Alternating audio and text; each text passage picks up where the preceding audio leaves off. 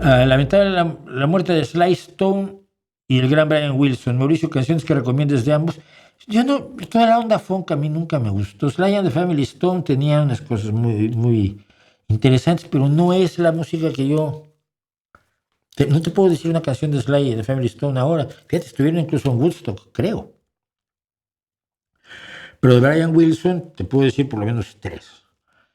Para muchas personas, no forzosamente para mí, God Only Knows es la mejor canción de rock que se ha escrito. Su profundidad musical.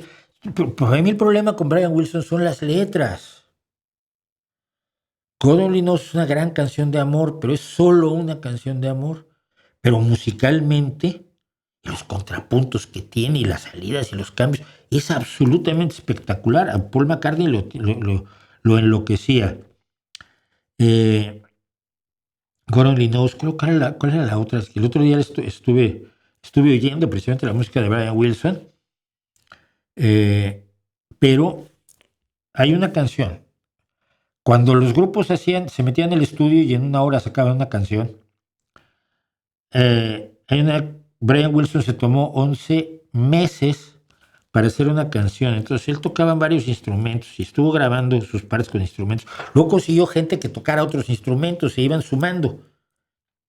Y eso lo tenías que hacer en cinta de 8 tracks, 8 pistas. Y luego grabar esa cinta, hacer la premezcla para grabarlo en un canal para dejar 7 pistas abiertas, o a veces 4. No sé si trabajaban con 4 pistas todavía, o 4 canales de audio.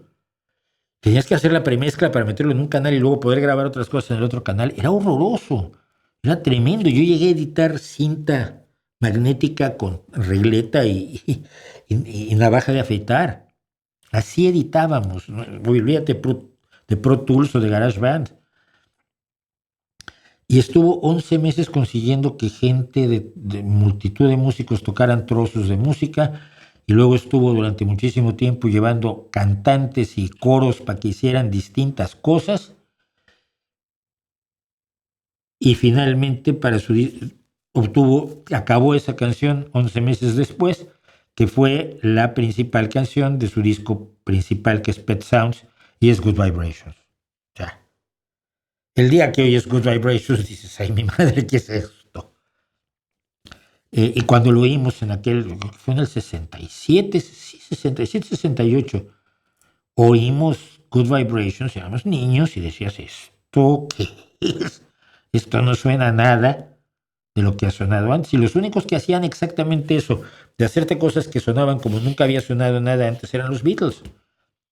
Por eso se consideraba Brian Wilson a la altura de Paul McCartney, en su capacidad de experimentación musical, etc. Entonces, mi problema siempre ha sido con los Beach Boys, fueron las letras, ¿no? El concepto mismo del grupo eran los chicos de la playa que surfeaban. Y todos iban con la camiseta rayas blancas y rojas y pantaloncitos chinos muy bonitos y nunca eran rebeldes de nada. Y eso creo que no ayudó a que se reconociera el genio de Brian Wilson, ¿no?